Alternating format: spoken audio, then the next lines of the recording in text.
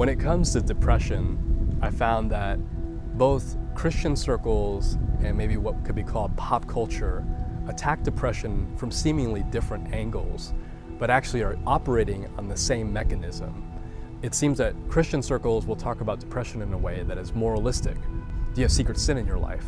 Have you confessed everything? Are you praying enough? Are you reading the Bible enough? You can pray it away. But the other solution, maybe the more secular pop culture solution, is just power positive your way through it. Positive thinking, cast out all negative thoughts, take up all these hobbies and don't worry about it.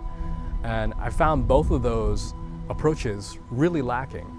Barbara Ehrenreich, who's a breast cancer survivor, she wrote a book about how her cancer was already hard enough, but she also found that people told her to cheer up and to don't think negative thoughts or it'll make your cancer worse. And she felt like on top of her disease, there was almost a second burden or a second disease of having to think positively all the time. And she says in her book that she just wanted to be mad to be able to freely express what she was going through. So while I don't know if there's any one solution or any one approach to depression, you can attack it from various angles, and there's a lot of research and literature out there. I can say with some confidence that there are ways that we should not approach depression, that we can't just pray it away, that reading more Bible or going to church more or doing more charity isn't really a solution, that we can't sort of power our way through it with positive thinking. Depression sets in almost like a fog or a sudden thunderclap, and it's a cloud that stays over your life. And the thing about depression is that it not only comes in with emotions like sadness or despondency, but it also saps vitality, and it also steals from us any sense of meaning or significance about life. So if depression robs you of your ability to logically comprehend and make sense of life, of course, any solution that we approach it with is just going to sound like white noise.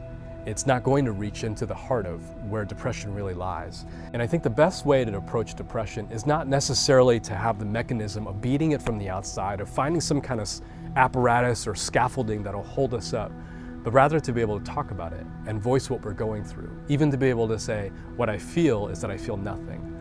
I've wrestled with depression for a lifetime, and one of the things that I found invaluable to me is being able to be with other people and to be able to express or not express myself around others without lectures, without people getting on their platform and telling me what they think works best or what they think I ought to do, but rather them giving me space and room to be able to say, here's what I'm feeling, here's what I'm not feeling, or can you just be silent and let me be here and let me be depressed? I think it's about presence, it's about sitting together, it's about listening. And I think there's an idea that when it comes to depression, we can do something. There are practical methods. Drink this tea and take this method and be more mindful in meditation, and all those are great things. Medicine and therapy, we need those things. And yet at the same time, depression robs life of such significance that no solution almost can fully touch it. And so what we need then is to sit in the uncomfortable, unresolved limbo of being okay with no solution. That we can sit and say, there's nothing that can fix me right now, and I want to be okay with not being okay.